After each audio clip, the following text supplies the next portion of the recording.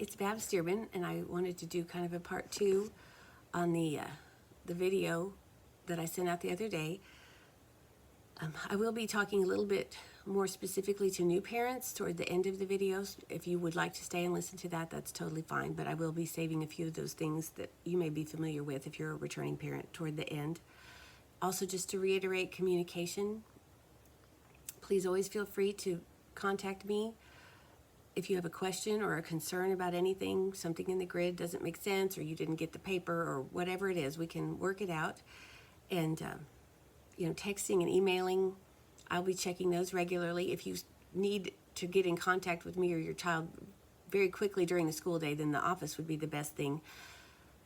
Also, just on Tuesdays and Thursday and Friday, I do have my three boys doing their homeschooling work, and we try to schedule appointments and things like that during those days. If so, I may not always be immediately available, but I will be checking regularly and try to get back with you as soon as I possibly can.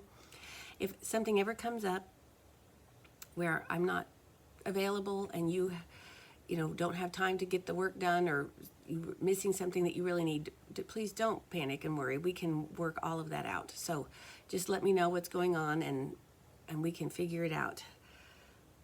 I wanted to mention the Bible memory. Sorry, I'm getting a paper. The Bible memory quizzes and studies that we'll be doing. Your child will have a packet that has the verses printed out for each quarter. This first quarter is Psalm 23 and 24.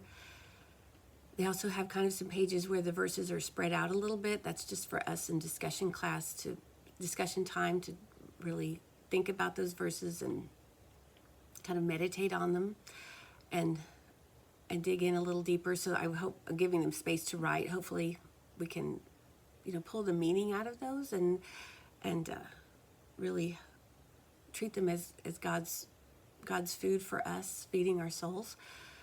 But then I also wanted to mention the quizzes, which will be every Monday, unless of course we have a Monday holiday, in which case it will be a Wednesday.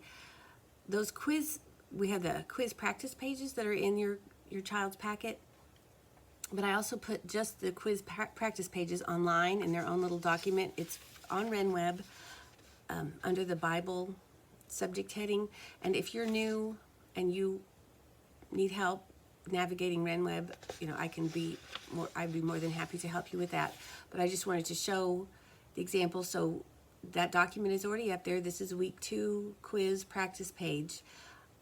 There's a copy of this in the packet, but I wanted to make it available to you in case your child wanted to practice more than once. You could print off as many copies of this as you would like to print off. So you have that available. Each week is its own page, with the exception of the 9th week is 2 pages. So I put that at the top, but just to remind you. And they grow, each week there's 2 more verses to memorize. So I just wanted to mention that those are up there, and you can use that however you'd like. I just wanted to give a little heads up on the literature, just in case you're not familiar with these books. Uncle Tom's Cabin, and that's the second semester, Tom Sawyer. Those are, obviously not written in our politically correct culture. They're from a different time and a different era, but I think at GDA our understanding is that we can't actually change history whether we want to or not. And so understanding it, learning from it. If there are some heavy events and topics in Uncle Tom's Cabin especially, and we'll just try to navigate those the best that we can. If there's anything I feel like is too much for the classroom, we won't delve into that. I might just direct them home. It kind of depends on the desires of each child to think about things more deeply or less deeply. So some of those I may direct home, just to give you a little heads up, to be prepared that it's not a pretty story, but it wasn't supposed to be a pretty story. We have to understand what the purpose was and what the actual history and culture was. So I'm trying to learn from that and not just ignore books that we don't think fit our standards of today, because we can learn from them and understand the context and where we've come from. And that's encouraging in many ways, but only if we stick to it and dive in. So one more thing before I start directly talking to new parents, I just wanted to mention that for spelling, if you're a returning parent, you are more than welcome to have your child retested for a placement, or you can just start where you were last year. Either way, just let me know if you want them to be retested. There are 7 tests for each 9 weeks, so it gives you a little leeway, especially getting started in the school year. And I understand that's difficult. It is done at home, so you do have to self-pace, and I understand that's not always easy, but I'll be sending home there's a reminder on each grid, so you won't completely forget about it, but it's not something that I really participate in, other than you send them in at the end of the 9 weeks with the 7 tests, and then I can grade them and record that for their spelling grade. And the new parents, obviously, I'm sorry, I didn't mention that. New parents, I will be testing your child in the next, maybe this week, but definitely in week 2 for sure, so they can get started knowing where they are. There's just different letters, I think, are the levels, and so to know which level your child needs to start on. And if you need help with, understanding kind of the procedure of this specific spelling program, I can help you with that as well.